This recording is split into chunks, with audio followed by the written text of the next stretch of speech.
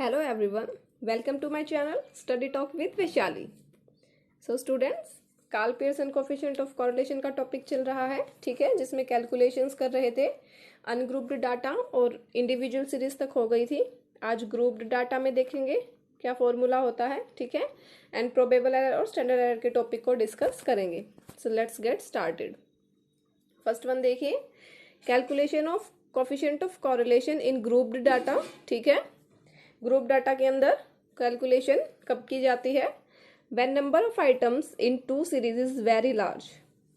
जब दो सीरीज में जो नंबर ऑफ आइटम्स हैं वो बहुत ज़्यादा होते हैं, ठीक है, उस केस में हम टू वे फ्रीक्वेंसी टेबल बनाते हैं, तो वो ग्रुप्ड डाटा की सिचुएशन होती है। देखिए स्टूडेंट्स, जो ग्रुप्ड डाटा है उसके अंदर जो ये टू वे फ्रीक्वेंसी टेबल होती है, ये एक बहुत बड़ी टेबल होती है। पूरे एक पेज की एक्स एंड वाई सीरीज के थ्रू हम एक्स वेरिएबल्स और वाई वेरिएबल्स की हेल्प से पूरी एक टेबल बनाते हैं, ठीक है, जिसमें फ्रीक्वेंसीज का यूज किया जाता है। तो ये बहुत ही टाइम कंज्यूमिंग होती है, तो आपको इसके प्रैक्टिकल क्वेश्चंस करने की इतनी नीड नहीं है। आप नॉर्मली बस इसका फॉर्मूला लर्न कर लीजिए, वो सफिशिएंट है, मोर देन इनफ है, क्योंकि एग्जाम में इतने लेंथी क्वेश्चंस की कैलकुलेशन नहीं आती, ठीक है। इसके क्वेश्चंस कभी भी नहीं आते, बस इसका जो फॉर्मूला है वो इम्पोर्टेंट है इस मेथड का। तो आप फॉर्मूला देख लीजिए, इसमें फॉर्मूला को लर्न कर लीजिएगा। तो देखिए इसमें सेम वही फॉर्मूला है जो हमने लास्ट लेक्चर में किया था, उसमें बस हम फ्रीक्वेंसी को मल्टीप्लाई कर देंगे तो वो ग्रुप्ड डाटा का फॉर्मूला बन जाएगा। देखिए जो लास्ट था उसमें हमने किया था sigma D X D Y minus sigma D X into sigma D Y divide by N divide by under root sigma D X square minus sigma D X whole square divide by N root sigma D Y square minus sigma D Y whole square divide by N. Same वही formula है, बस इसमें आपको एक difference दिख रहा होगा कि हर एक डाटा के साथ एफ की मल्टीप्लाई की जा रही है। तो जो हमने टू वे फ्रीक्वेंसी टेबल अभी देखा था, तो ये जो फ्रीक्वेंसी होती है इसको हर एक डाटा के साथ मल्टीप्लाई किया जाता है। तो देखिए फ्रीक्वेंसी को मल्टीप्लाई कर देंगे, फॉर्मूला सेम वही रहेगा, sigma F D X D Y minus sigma F D X into sigma F D Y divide by N divide by root sigma F D X square minus sigma F D X whole square divide by N root sigma F D Y square minus sigma F D Y whole square divide by N. और ये वाला formula भी same वही है जो last था, ठीक है, लास्ट लेक्चर में हमने डिस्कस किया था। जब इसके साथ एन की मल्टीप्लाई कर देंगे, ठीक है, तो ये वाला फॉर्मूला बन जाएगा। ये आप देख लेना, सेम वही फॉर्मूला है। क्वेश्चन में हमने ये वाला फॉर्मूला अप्लाई किया था लास्ट लेक्चर में, तो ये सेम वही वाला फॉर्मूला है, बस इसमें फ्रीक्वेंसी को मल्टीप्लाई कर दिया गया है हर एक डाटा के साथ। हाँ जी, अब देखिए आज हम करते हैं प्रोबेबल एरर और स्टैंडर्ड एरर का टॉपिक। मोस्ट इंपॉर्टेंट टॉपिक है एग्जाम के पॉइंट ऑफ व्यू से, ठीक है। प्रोबेबल एरर से क्वेश्चन आता ही आता है, या तो डायरेक्टली इसका फॉर्मूला पूछ लिया जाता है कि प्रोबेबल एरर का क्या फॉर्मूला है, या फिर मैचिंग में ये क्वेश्चन आ जाता है, ठीक है, या फिर ये पूछ लिया जाता है कि क्यों प्रोबेबल एरर का यूज किया जाता है। तो इसीलिए इस टॉपिक को अच्छे से देखते हैं। देखिए जो प्रोबेबल एरर होता है मेनली वो यूज किया जाता है to test the reliability of Karl Pearson coefficient of correlation, ठीक है। कोफिशिएंट ऑफ कोरिलेशन की रिलायबिलिटी और डिपेंडेबिलिटी को चेक करने के लिए हम प्रोबेबल एरर का यूज करते हैं।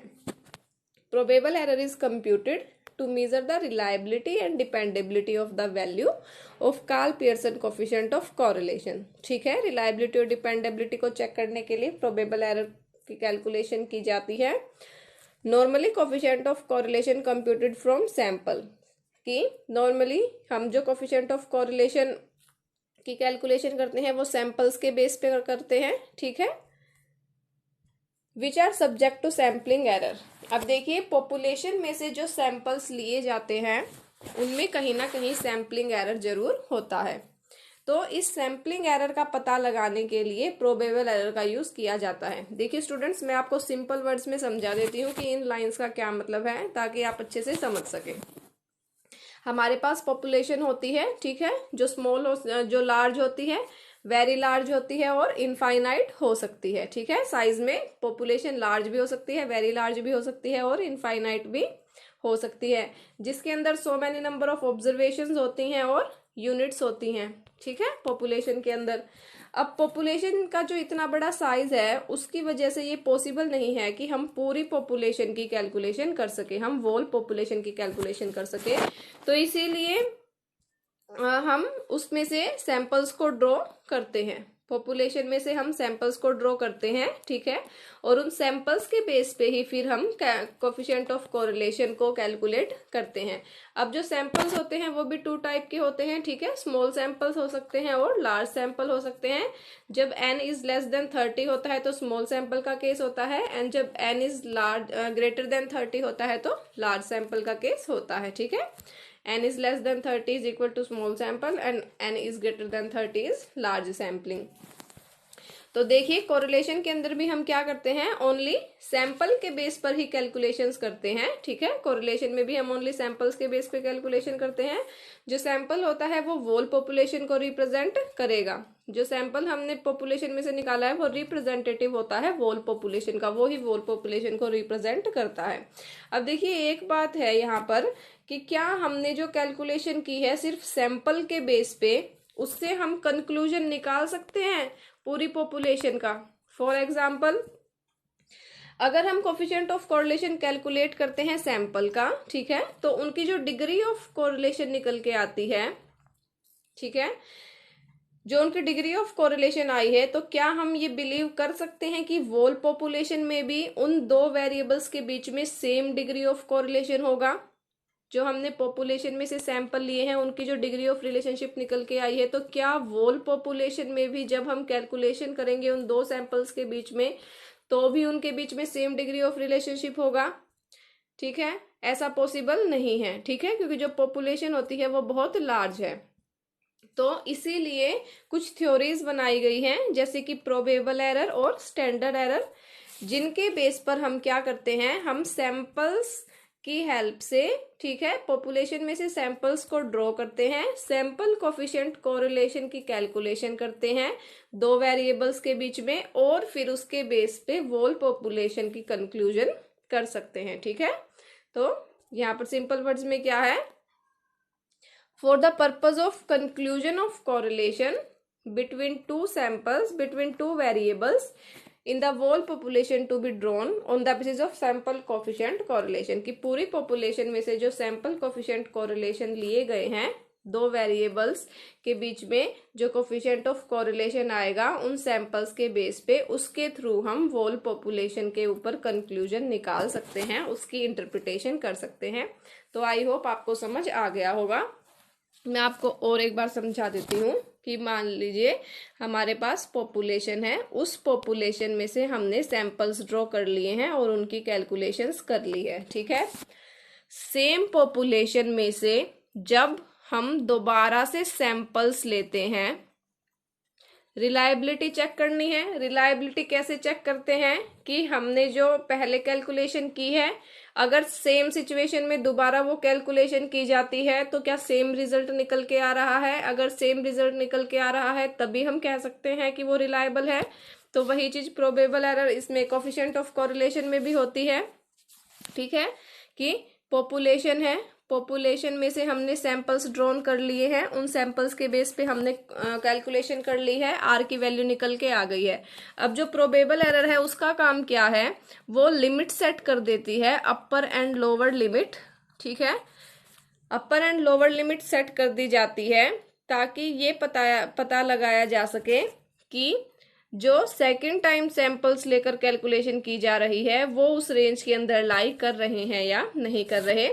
कि पॉपुलेशन में से एक बार हमने सैंपल्स लिए, उनकी कैलकुलेशन करी, अब सेम पॉपुलेशन में से हम सेकंड टाइम सैंपल्स ड्रॉ कर रहे हैं। अब सेकंड टाइम जो सैंपल्स ड्रॉ किए गए हैं उनकी जब कैलकुलेशन की गई तो जो वैल्यू निकल के आई, क्या वो फर्स्ट सैंपल की रेंज में फॉल कर रहे हैं या नहीं, ये चीज हम प्रोबेबल एरर के अंदर देखते हैं, ठीक है। इसमें क्या माना जाता है कि जो पॉपुलेशन है मींस जो आर है वो कितना लेस देन और ग्रेटर देन, जो पॉपुलेशन है उसकी जो वैल्यू है वो लाई कर रही है R minus PE and R plus PE, ये वैल्यू सेट कर दी जाती है, ये रेंज सेट कर दी गई है। R minus PE less than population R greater than R plus PE, ये जो वैल्यू है, ये जो रेंज है, ये सेट कर दी गई है जब हमने पॉपुलेशन में से फर्स्ट टाइम सैंपल्स लेके वैल्यू निकाली है। जब हम सेकंड टाइम सैंपल्स लेके वैल्यू निकाल रहे हैं तो सेकंड टाइम जो वैल्यू निकल के आ रही है, that value how much will fall in this range is determined by with the help of probable error. ठीक है, ये चीज आपको समझ में आ गई कि अगर उसकी वैल्यू सेकेंड टाइम जो सैंपल्स लिए हैं उसकी वैल्यू इस रेंज में अगर लाई कर रही है, 50% तक अगर प्रोबेबिलिटी आ रही है, तो हम मान सकते हैं कि दोनों सैंपल्स के बीच में रिलेशनशिप है, कोफिशिएंट ऑफ कोरिलेशन जो है वो रिलायबल है। ठीक है, हम कह सकते हैं कि रिलायबिलिटी है कोफिशिएंट ऑफ कोरिलेशन के अंदर। आई होप ये चीज अब आपको समझ आ गई होगी। तो देखिए, जो प्रोबेबल एरर है is an amount which is added to and deduct. ठीक है, एक बार ऐड किया जाएगा और एक बार माइनस कर दिया जाता है ताकि एक रेंज, एक लिमिट डिसाइड की जा सके कोफिशिएंट ऑफ कोरिलेशन की। जब हम सेम पॉपुलेशन में से दूसरे सैंपल्स को रैंडमली सिलेक्ट करके कैलकुलेशन करते हैं तो वो जो कोफिशिएंट ऑफ कोरिलेशन है पॉपुलेशन का will fall with A probability of 50%, कि 50% तक उसकी उस लिमिट में फॉल होने की प्रोबेबिलिटी होनी चाहिए। उस केस में हम कह सकते हैं कि रिलायबिलिटी है कोफिशिएंट ऑफ कोरिलेशन के अंदर। ठीक है, आई होप समझ आ गई होगी ये बात आपको। अब इन लाइंस का मीनिंग अब आपको क्लियर हो गया होगा कि जो प्रोबेबल एरर है वो ऐड किया जाता है और डिडक्ट किया जाता है और एक रेंज, एक लिमिट तैयार की जाती है with in which coefficient of correlation of other group selected. जब और सैंपल्स को सिलेक्ट किया जाता है सेम सीरीज सेम पॉपुलेशन में से रैंडमली सिलेक्ट किया जाएगा। ठीक है, तो जो कोफिशिएंट ऑफ कोरिलेशन उस पॉपुलेशन का निकल के आता है वो 50% तक उसमें लिमिट में लाई करता है या नहीं करता है, ये चीज इसके अंदर देखी जाती है। तो जो प्रोबेबल एरर होता है वो यूजफुल होता है इंटरप्रिटेशन में और डिटरमाइन करने में। तो इसके दो फंक्शंस होते हैं।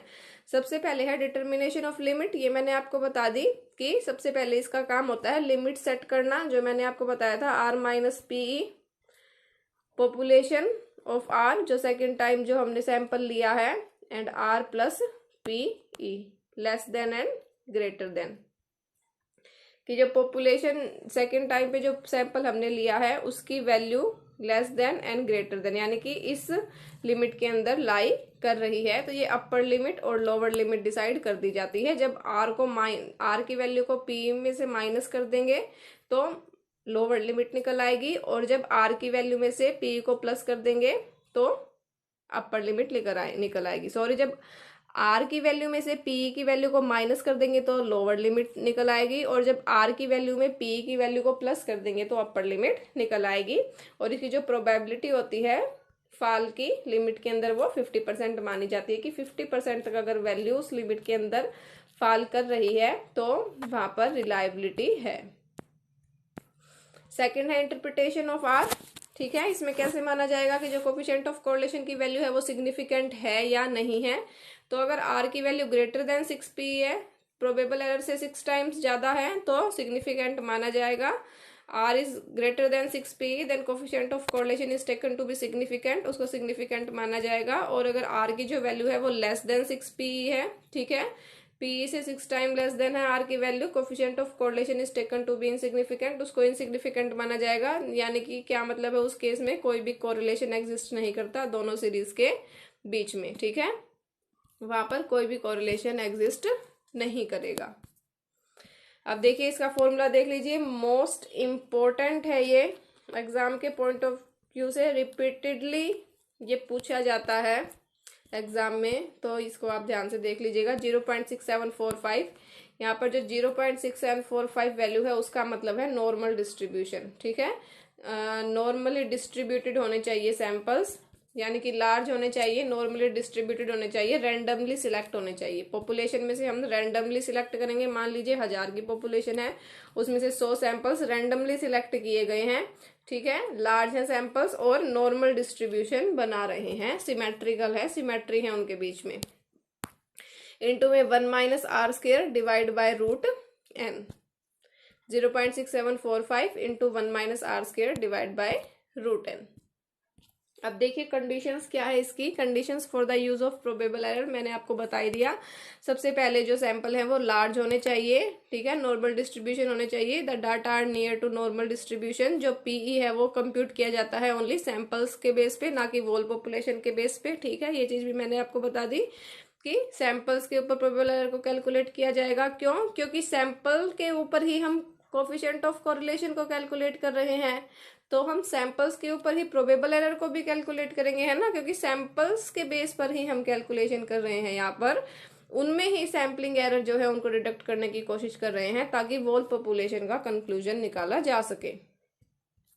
फिर है the item selected in the sample must be based on random sampling. ये जो सैंपल्स है वो रैंडम सैम्पलिंग के ऊपर बेस्ड होते हैं, रैंडमली सिलेक्ट होने चाहिए। तो स्टूडेंट्स स्टैंडर्ड एरर का जो टॉपिक है वो हम कल करेंगे, ठीक है। स्टैंडर्ड एरर के टॉपिक को कल डिस्कस करेंगे, आज प्रोबेबल एरर तक ही करते हैं। तो स्टूडेंट्स अगर आज का लेक्चर आपको पसंद आया हो तो प्लीज़ लाइक कीजिएगा, शेयर कीजिए अपने फ्रेंड्स के साथ एंड सब्सक्राइब कीजिएगा मेरे चैनल को। एंड सब्सक्राइब करने के बाद बेल आइकन को क्लिक कीजिएगा ताकि फ्यूचर्स में आने वाली सभी नोटिफिकेशंस आपको मिलती रहें। थैंक